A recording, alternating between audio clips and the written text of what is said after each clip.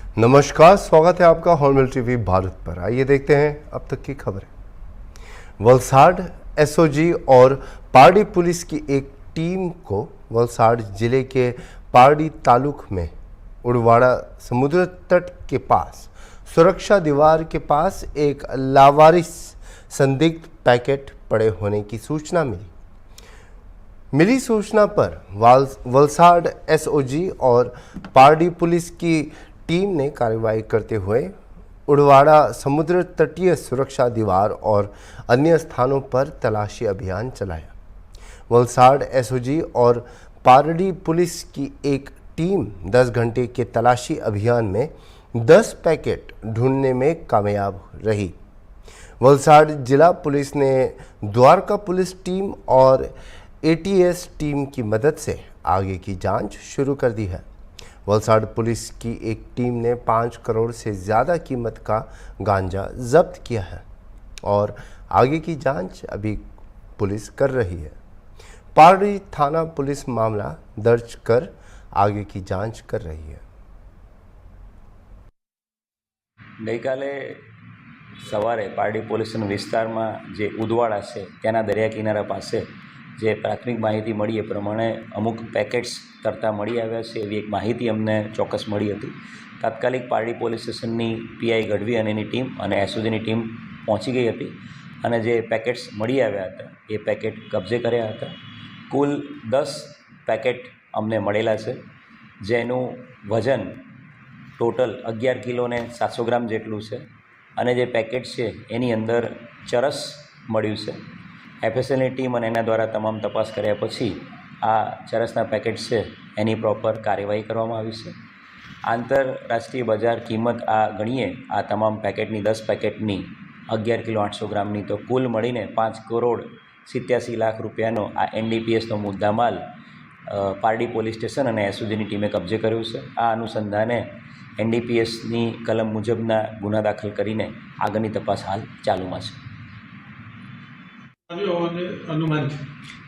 અમે જે પ્રાથમિક જે તપાસ કરી છે પ્રમાણે દરિયામાં બિનવારસી તરતો આ એનડીપીએસનો જથ્થો મળી આવ્યો છે। દ્વારકામાં પણ થોડાક દિવસો પહેલાં આ જ પ્રકારના સેમ જે નાર્કોઝ લખેલા જે પેકેટ્સ છે એ પ્રકારના સેમ પેકેટ્સ આ જ પેકેટ સેમ ટુ સેમ દ્વારકામાં પણ મળી આવ્યા છે અને ત્યાં પણ આ પ્રકારનો ગુનો દાખલ કરવામાં આવ્યો છે। દ્વારકાની અને કચ્છની એસઓજીની ટીમ સાથે પણ અમારી એસઓજીની ટીમ સંપર્કમાં છે અને આની અંદર આગળની કાર્યવાહી અને તપાસ હાથ ચાલુમાં છે। આ રીતની પ્રવૃત્તિ દરિયાના વ્યક્તિઓનો શક્યતા કેટલી વધે છે? આ વલસાડ જિલ્લામાં પહેલી વખત આવો પ્રસંગ બન્યો છે કે તરતા બિનવારસી ડ્રગ્સના પેકેટ મળ્યા છે। ડ્રગ્સના પેકેટની જે હાલત જોતાં એકદમ જૂના થઈ ગયેલા પેકેટ અને કોવાઈ ગયેલા હોય એવા પેકેટ મળી આવ્યા છે અને દ્વારકાના જે પેકેટ્સ મળ્યા છે એની સાથે મેચિંગ સરખાપણું દેખાઈ રહ્યું છે। એટલે કોઈ કન્સાઇનમેન્ટ બિનવારસી કોઈએ ફેંકી દીધું હોય અથવા તો કોઈ નાઇટ દરમિયાન કોસ્ટગાર્ડ કે કોઈ પોલીસની રેડની ડરથી કોઈ જે બહારથી આવતી વ્યક્તિએ કોઈ ડ્રગ્સ ફેંકી દીધા હોય દરિયામાં એ તરતા આવ્યા હોવાની શક્યતાઓ વધારે જણાઈ રહી છે। પણ આની અંદર એટીએસને પણ જાણ કરેલી છે અને દ્વારકા એસઓજીની સાથે સંકલનમાં રહીને આની આગળ ફર્ધર તપાસ હાલ ચાલુમાં છે। આ પેકેટ મળ્યા બાદ સમગ્ર જિલ્લાના દરિયા કિનારે સર્ચ ઓપરેશન હાથ ધરવામાં આવ્યું હતું, તેમાંથી હાથ લાગ્યું છે? વલસાડ જિલ્લાના 6 પોલીસ સ્ટેશનના દરિયા કિનારો લાગુ પડે છે। વલસાડ જિલ્લામાં ઉમરગામમાં જે મરીન પોલીસ સ્ટેશન પણ સક્રિય છે। એસઓજીની ટીમ અને તમામ દરિયા કિનારાના તમામ પોલીસ સ્ટેશનની ટીમો દ્વારા ગઈકાલે પણ સતત સર્ચ ઓપરેશન દરિયાકાંઠાના વિસ્તારમાં કરવામાં આવ્યું હતું અને આજે વહેલી સવારથી દરિયાકાંઠાના સમગ્ર વિસ્તારમાં સર્ચ ઓપરેશન હાથ ધરવામાં આવ્યું છે। હું મીડિયા મિત્રોના માધ્યમથી દરિયાકાંઠાના ગામડા વિસ્તારના લોકોને પણ હું રિક્વેસ્ટ કરીશ કે આપના દરિયાકાંઠા ઉપર આપને કોઈપણ પ્રકારની કોઈપણ બિનવારસી વસ્તુ કે કંઈ પણ શંકાસ્પદ મળી આવે તાત્કાલિક વલસાડ જિલ્લા પોલીસ વલસાડ જિલ્લા કંટ્રોલ રૂમનો સંપર્ક કરો જેથી કરીને કોઈપણ બિનવારસી વસ્તુ કે કોઈપણ શંકાસ્પદ મળી આવે તો તાત્કાલિક પોલીસ કાર્યવાही કરી શકે। दाहोद के शिक्षक बलवंत सिंह डांगर ने राष्ट्रीय शैक्षिक संघ के अध्यक्ष भीखा पटेल पर गंभीर आरोप लगाए हैं। डांगर ने एसीबी में याचिका दायर की है जिसमें कहा गया है कि भीखा पटेल ने 19 वर्षों तक शिक्षक के रूप में काम किए बिना वेतन और भत्ते प्राप्त किए हैं। साथ ही डांगर ने यह भी आरोप लगाया कि पदाधिकारियों की अनुशंसा के कारण इस मुद्दे पर अधिकारियों द्वारा कोई कार्रवाई नहीं की गई है। बीका पटेल ने आरोपों का जवाब देते हुए कहा कि बलवंत सिंह पिछले 2-3 वर्षों से उनके खिलाफ है क्योंकि उन्हें अध्यक्ष पद से हटा दिया गया था।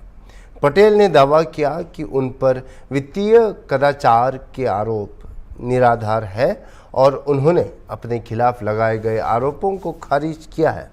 पटेल ने यह भी कहा कि उनके पास 40 लाख रुपए का कर्ज है और उन्होंने अपना पुराना घर भी बेच दिया है, इसलिए आरोप गलत है।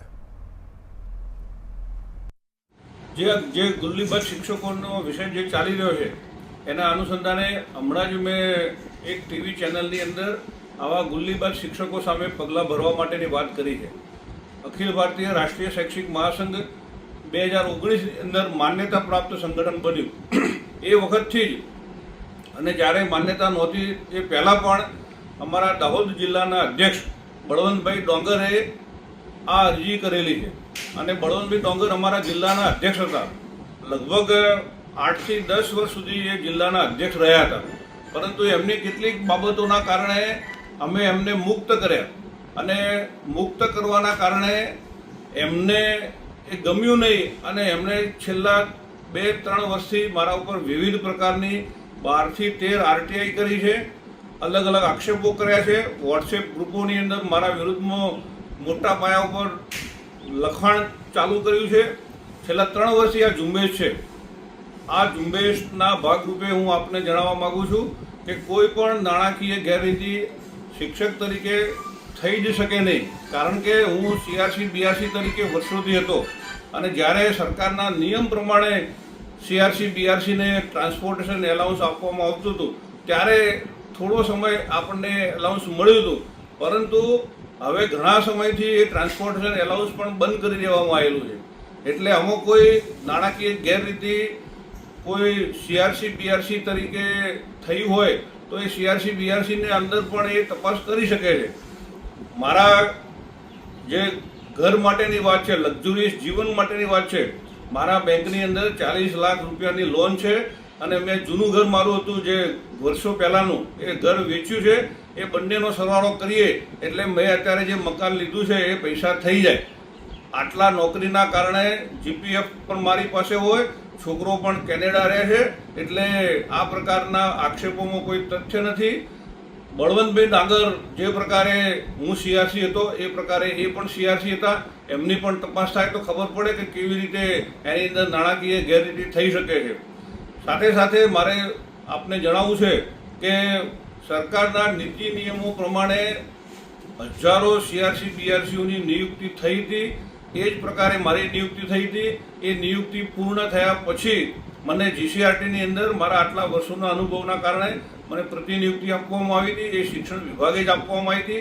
એનો લેખિત મારા પાસે આધાર પુરાવો છે। એની શાળામાં જીસીઆરટીમાં જવાની એની ડાયરીઓ, એની હાજરી પત્રકો, વર્ગખંડ અવલોકન પત્રકો બધું જ મેં જમા પણ કરાવેલું છે અને જ્યારે પણ આ પ્રકારના આક્ષેપોના કારણે મારી સામે તપાસ થઈ ત્યારે એના મેં ખુલાસા પણ આપેલા છે। માન્ય શિક્ષણ મંત્રી, શિક્ષણ વિભાગ અને માન્ય મુખ્યમંત્રી સુધી મેં આ બાબતની જાણ કરવાના કારણે મને યોગ્ય ન્યાય પણ મળેલો છે।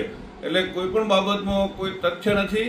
ફક્ત ને ફક્ત જિલ્લાના અધ્યક્ષ તરીકે વર્ષો સુધી અમારા રહ્યા અને હવે અમે એમને મુક્ત કર્યા એના કારણે જ એ આક્ષેપો કરી રહ્યા છે અને જે ખોટા ખોટા આરટીઆઈ અને આ પ્રકારની ફરિયાદો નોંધાવી રહ્યા છે।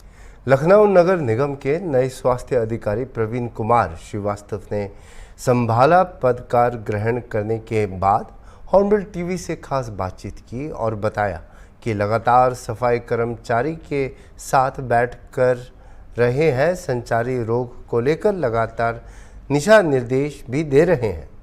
साथ ही बारिश के मद्देनजर देखते हुए ZSO को दिशा निर्देश भी दे रहे हैं।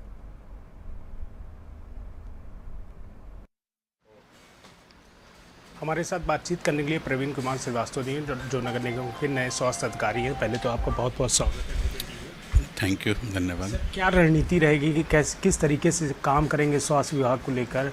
कैसे अभी लगातार आप बैठकें भी कर रहे हैं, कर्मचारियों के साथ बात भी कर रहे थे, क्या रणनीति रहेगी?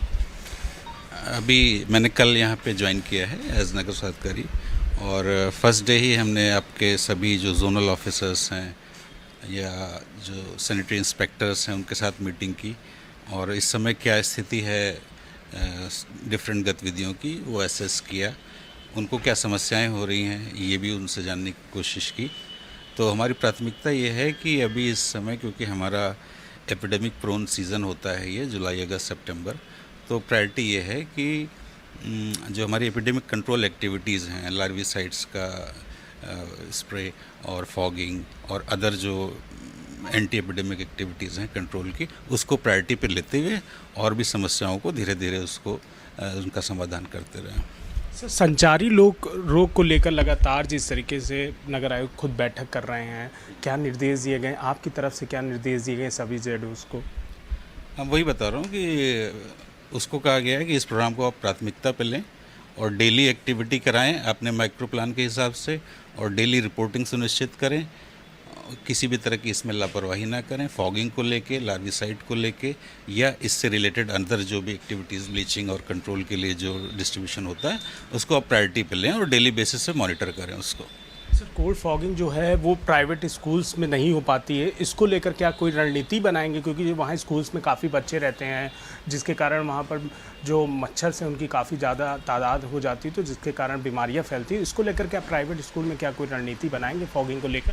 नहीं, देखिए, फॉगिंग को लेकर माइक्रो प्लान बने हुए हैं, और जो भी पब्लिक एग्रीगेशन, स्कूल ही नहीं, जितने भी पब्लिक एग्रीगेशन की जगह हैं जहाँ पे लोग ज़्यादा संख्या में इकट्ठा होते हैं, वहाँ पे तो इसको और ज़्यादा इम्पोर्टेंट हो जाता है, तो वहाँ को भी कवर करते हुए इसको रेगुलर तौर पे सुनिश्चित किया जाए, ये हम बातचीत किए हैं।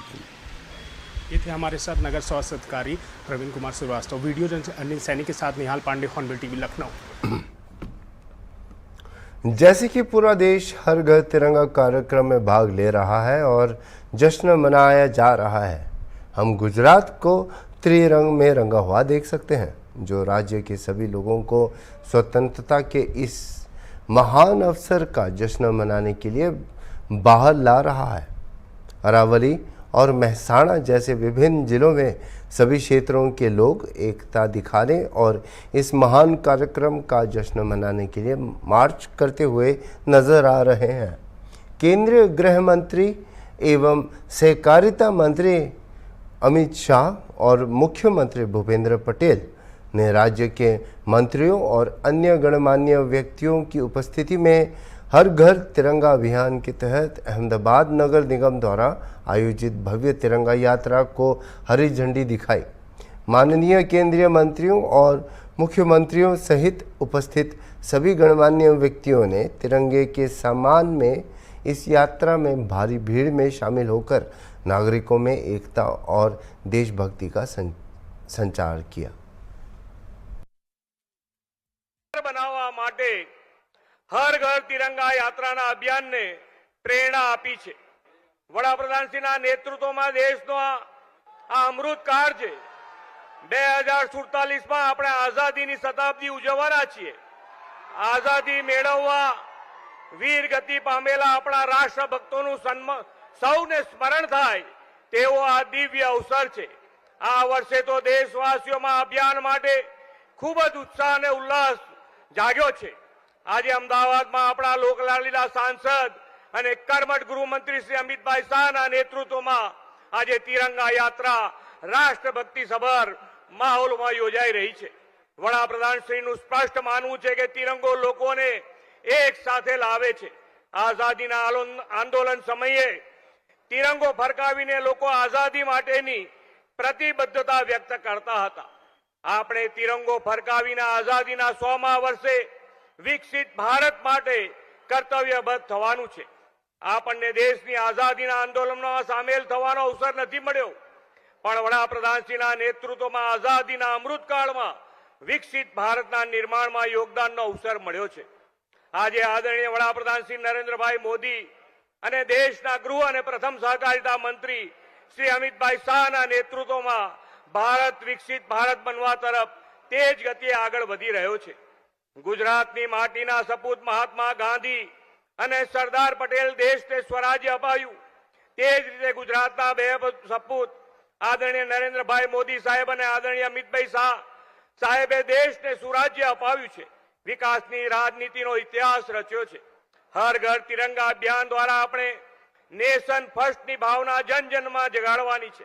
આપણે આ તિરંગા યાત્રા દ્વારા દેશને વિકાસ પથ પર વધુ આગળ લઈ જવા માટે કટિબદ્ધ થવાનું છે. હર ઘર તિરંગાને વિશાળ જન આંદોલન બનાવીએ એ જ અપેક્ષા સાથે આજના તિરંગા યાત્રાના શાનદાર આયોજન માટે ખૂબ ખૂબ અભિનંદન પાઠવી વિરમું છું. ભારત માતા કી જય. વંદે માતરમ. જય જય ગરવી ગુજરાત. રાષ્ટ્રભાવની પ્રેરણા આપતા આપના સંબોધન બદલ ખૂબ ખૂબ આભાર માનનીય મુખ્યમંત્રી શ્રી આપનો. રાષ્ટ્ર નિર્માણ માટે જેઓ નિર્ણાયક, નીડર, સમર્પિત અને દ્રષ્ટિવંત નેતૃત્વ પૂરું પાડી શ્રી હસમુખભાઈ પટેલ, નરહરિભાઈ પટેલ અમીન, માન્ય ધારાસભ્યશ્રીઓ, મેયરશ્રી, કોર્પોરેશનના પદાધિકારીઓ અને આજના આ કાર્યક્રમમાં હજારોની સંખ્યામાં અહીંયા ઉપસ્થિત પ્યારા ભાઈઓ, બહેનો અને મારા જીગરના ટુકડા જેવા યુવા મિત્રો, આપ સૌને નમસ્કાર. ભાઈઓ બહેનો, આજ હર ઘર તિરંગા એક કાર્યક્રમના પ્રચાર પ્રસાર હેતુ આ તિરંગા યાત્રાનું આયોજન ગુજરાતના દરેક જિલ્લામાં હેડક્વાર્ટર પર કર્યું છે. અને આ તિરંગા યાત્રા અનેક દ્રશ્યો એના ન કેવલ ગુજરાત, સમગ્ર દેશભરમાં ખાસ કરીને જુવાનીઓમાં ઉર્જા ભરવાનું કામ કરે છે. હર ઘર તિરંગા એ મોદીજીએ ચાલુ કરેલો કાર્યક્રમ આજે ન કેવલ દેશભક્તિની અભિવ્યક્તિ, એની સાથે સાથે 2047માં મહાન અને વિકસિત ભારતની રચનાના સંકલ્પનું એક પ્રતીક બન્યું છે. 15મી ઓગસ્ટે આપણે 78મા વર્ષમાં પ્રવેશ કરીશું. ગુજરાતનું એક પણ ઘર, એક પણ મકાન, એક પણ ઓફિસ, એક પણ વાહન એવું ના રહે જેની પર આ તિરંગો ના ફરતો હોય. અને સમગ્ર ગુજરાત તિરંગામય થાય અને આ તિરંગામય ગુજરાતના માધ્યમથી ગુજરાતના દરેક નાગરિકની અંદર દેશભક્તિની જાગૃતિનું વાતાવરણ બને, એના માટે આ તિરંગા યાત્રા અને હર ઘર તિરંગા એ કાર્યક્રમનું શરૂઆત થઈ છે. ભાઈઓ બહેનો, નરેન્દ્રભાઈએ જ્યારે આઝાદીનો અમૃત મહોત્સવ મનાવવાનો નિર્ણય કર્યો એ વખતે એની પાછળ 3 લક્ષ્ય રાખ્યા. દેશના દરેક બાળક, દરેક યુવાન, દરેક નાગરિક એને આઝાદીની લડાઈનું સંપૂર્ણ ઇતિહાસ યાદ કરાવો. એની સાથે સાથે 75 વર્ષમાં આપણે પ્રાપ્ત કરેલી સિદ્ધિઓ, સમગ્ર દેશે પ્રાપ્ત કરેલી સિદ્ધિઓની જાણકારી આપી. અને ત્રીજો, આવનારા 25 વર્ષ દેશનો અમૃતકાળ, 75 વર્ષથી 100 વર્ષની આ યાત્રા દેશના 130 કરોડ નાગરિકો દેશના વિકાસ સાથે જોડાઈ ભારતને સમગ્ર વિશ્વમાં દરેક ક્ષેત્રમાં નંબર 1 બનાવવાનો પુરુષાર્થ કરવો, એના માટે આ અમૃત મહોત્સવ યોજ્યો હતો. અને અમૃત મહોત્સવ પત્યા પછી અમૃત કાલમાં આ સ્મૃતિ, આ સંકલ્પ એને યાદ કરાવવાનું કામ દર 15મી ઓગસ્ટે હર ઘર તિરંગાનો કાર્યક્રમ કરે છે. મિત્રો, આજે મહાન સ્વાતંત્ર્ય સેનાની મેડમ ભીખાજી કામા, જેમને દુનિયાના મંચ પર સૌથી પહેલા તિરંગો ફહેરાવવાનું કામ કર્યું હતું, મેડમ કામાનો આજે પુણ્યતિથિનો દિવસ છે અને આજે મેડમ કામાના પુણ્યતિથિના દિવસે આ કાર્યક્રમના માધ્યમથી સૌ હુતાત્માઓ જેને દેશની આઝાદીમાં અનેક પ્રકારના બલિદાન આપ્યા એમને આપણે સૌ યાદ કરીને શ્રદ્ધાંજલિ આપીએ અને એની સાથે સાથે આપણા વડાપ્રધાન નરેન્દ્રભાઈએ જે સંકલ્પના 130 કરોડ ભારતીયોની સામે મૂકી છે કે જ્યારે ભારતની આઝાદીના 100 વર્ષ થાય 15 ઓગસ્ટ 2047 ત્યારે ભારત संपूर्ण विकसित भारत अभी के लिए इतना ही और खबरों के लिए आप देखते रहिए हॉर्नबिल टीवी।